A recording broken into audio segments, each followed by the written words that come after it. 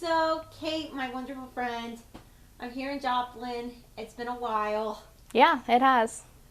So, you know why I'm here. Mhm. I've made the 5-hour journey from Kirksville to my new hometown to my former hometown, Joplin, Missouri, because of the unfortunate events that happened on May 22nd of last year, that terrible EF5 tornado. How do you think that experience of the tornado has it changed you in any way, Kate? You mean like my everyday life, or you mean In general. anyway? Yeah. Um, I would definitely say since the tornado, it's definitely opened my eyes to how severe weather can get. I've always had a knack and an interest for getting involved in weather. I've always been excited about thunderstorms. I even thought about pursuing meteorology at one point until I realized how much math and science went into it.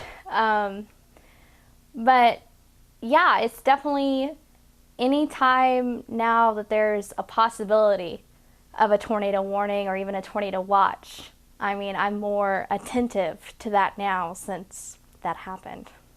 So I know this is going to be tough for you.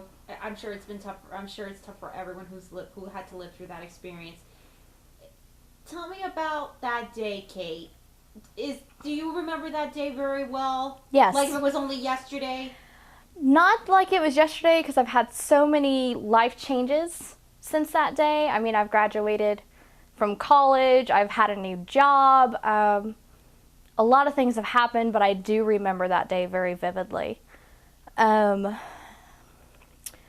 remember my boyfriend went to work. He always works at Sundays. So my girlfriend and I, we went to the mall. Now, it might have been about 4:30 or so. We got out of the mall, and I remember looking up at the sky, and I said, yeah, it's gonna hit the fan. I just knew. Somehow I knew by looking up at the sky something was gonna happen. But like, how was the sky then? Was it super dark? Was the wind blowing really bad? No, it wasn't super dark. The wind wasn't blowing bad at all. It was a kind of a cloudy, light blue sky day. There was still sun, but I just somehow, just by looking, I don't know how, but by looking, something's gonna happen. Like you had that sixth sense. You had that sixth sense that something was gonna happen. Exactly. And this was at 4:30 in the afternoon, correct? Around then, yeah. So after that, my girlfriend and I, we ended up going to Arby's. We ended up going to Arby's on South Range Line. We decided to get some lunch, and then we came the back way up here to my house. It was a little after 5 o'clock, and on Sundays, I had to be at work by 6. And I was getting a phone call from a coworker, and he said, "Did you know that we're doing cut-ins right now?" I was like, oh crud.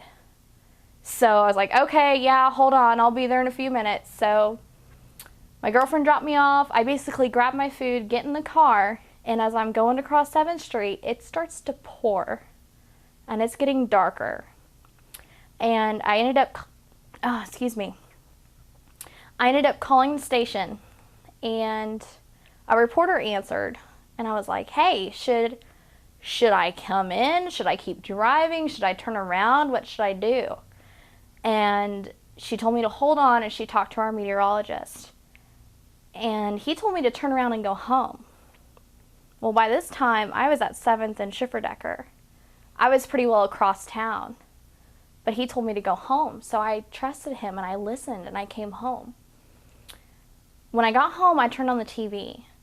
He was already going wall-to-wall, live coverage. So I was listening to him. I was getting texts from my boyfriend who was at work. And I kept on looking at the sky, and people, like one of our neighbors was outside and stuff, and the power ended up going out. I had nothing else to rely on.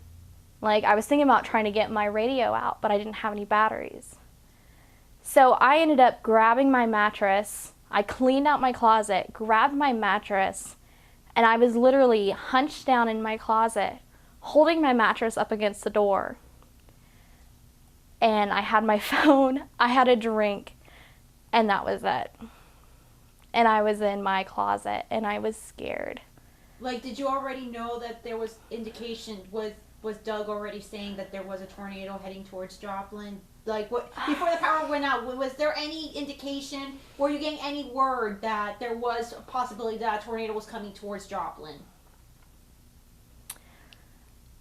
Like, do you remember the last thing Doug said before the power went out? No. No. I don't. So, but what did you just look up at the sky after the power went out and you knew that like a tornado was coming? Because for you to get the mattress and stuff, that had to have made you think, oh my God, a tornado's coming. Well, I knew something bad was happening. I mean, if Doug is going wall to wall, live coverage, something bad is going on, and that's the only thing that I knew to do. What do you remember? Any noises, Kate? Like a roaring sound, a noise that? Because you obviously, from what I'm seeing, you're on 6. 6. Uh-huh. So you're I'm not too far away. You're not too far away from the danger zone. Mm-mm. As I was in my closet holding on to it, you know, like even during that time, my boyfriend was frantically texting me all these things. I mean, I thought I heard some things on the roof, and I was just hoping that the roof wasn't going to fall in. Yeah. But I was in my closet bawling my eyes out, and surprisingly enough, my phone still worked. I still had phone service, and a lot of people didn't. But my mom ended up calling me. First words out of her mouth was, "You okay? You all right?" It's like, "Yeah, I'm in my closet. I'm crying." Well, it apparently hit 7th and Rangeline, which is literally right here, is what she was saying. But I crawled out, and I kind of looked around. I didn't go very far, but I ended up calling the station. I was like, should I come in? What should I do? I ended up driving to work, and then that's when we started getting photos sent in. We started getting video. Our reporters were out doing live shots and everything. It was all hands were on deck. It was crazy that night, and it was crazy for the entire week following, because we had sports.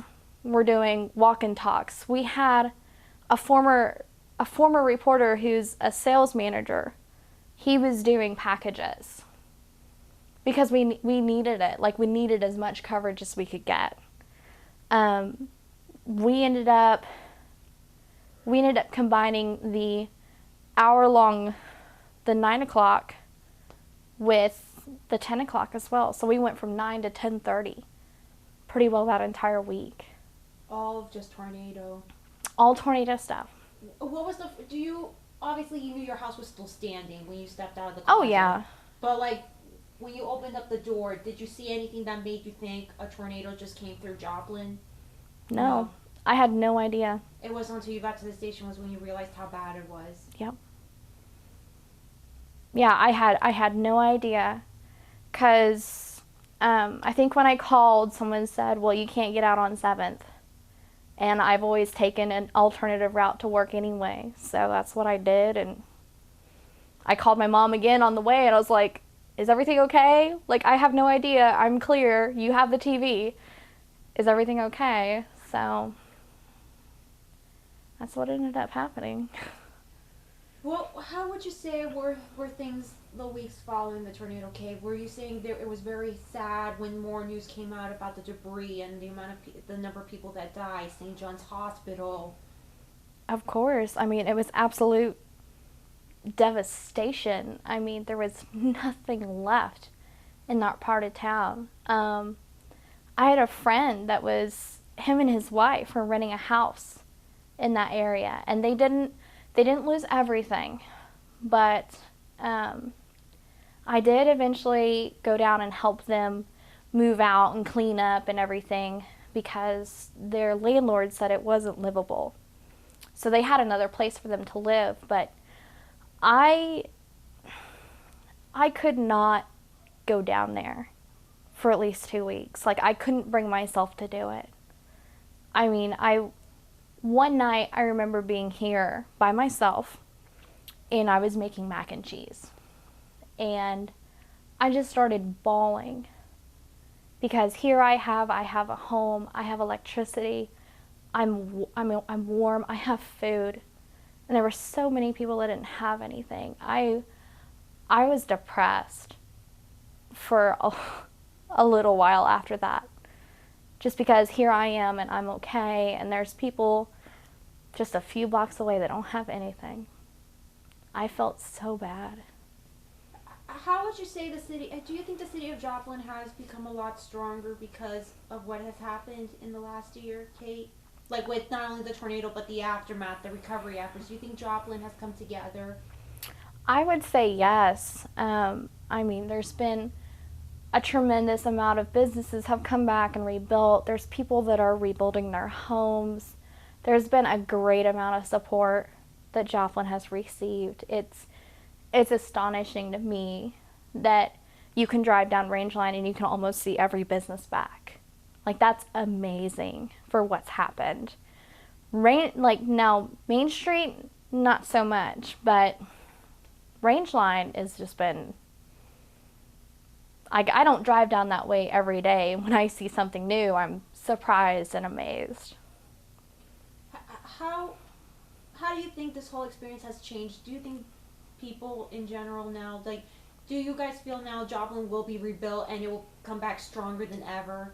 You think people are having that hope and that Joplin will rebuild and will come back stronger than ever? I hope that people have that hope. I mean, I would say being a year since, it's the anniversary. And take a look at everything that's been rebuilt. I hope that people have hope. People should have hope. This experience has definitely given me a lot of faith in people. I've always given people the benefit of the doubt, thinking that there are good people out there, and there are, because we've received, not me necessarily, but the community as a whole has received a lot of help. I'm trying to think what else to add.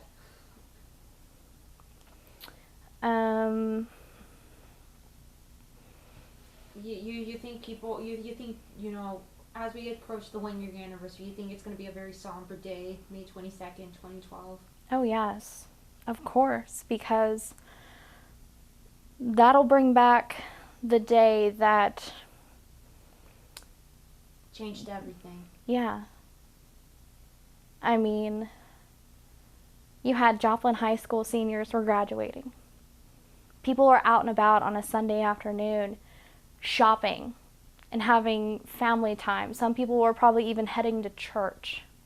And it was nice and sunny outside. And then in a split second, a tornado goes through town. I think,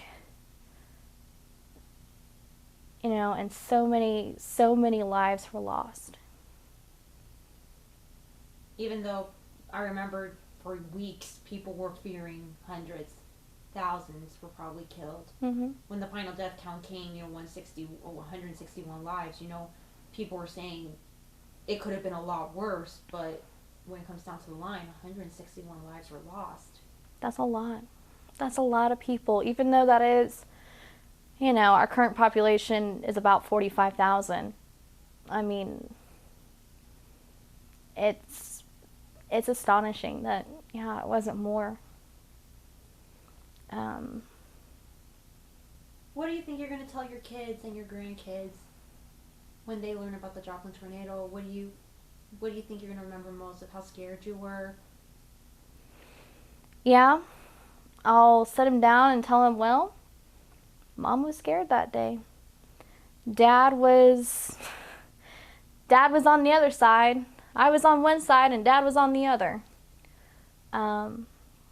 That's another thing that happened that night.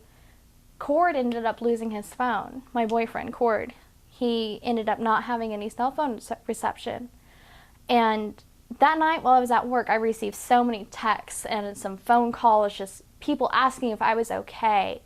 And it was astonishing like the number of responses I got.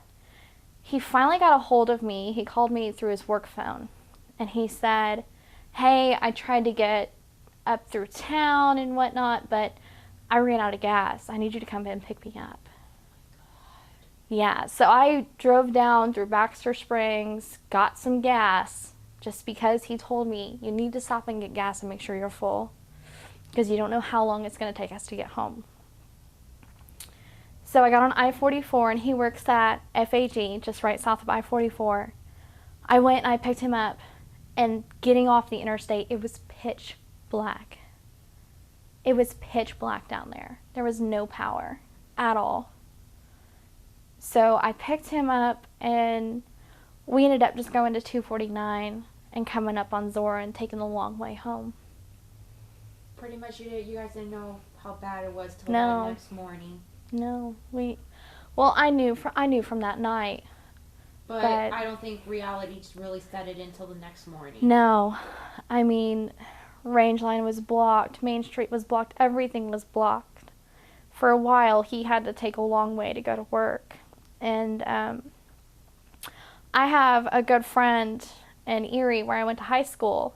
She works at a hospital, and her boyfriend ended up coming down and seeing if they could help. He was in the National Guard or something, and I guess they ended up getting turned away because there were so many people there all ready to help. So we ended up talking to them, and we didn't have power for like a day and a half or so, but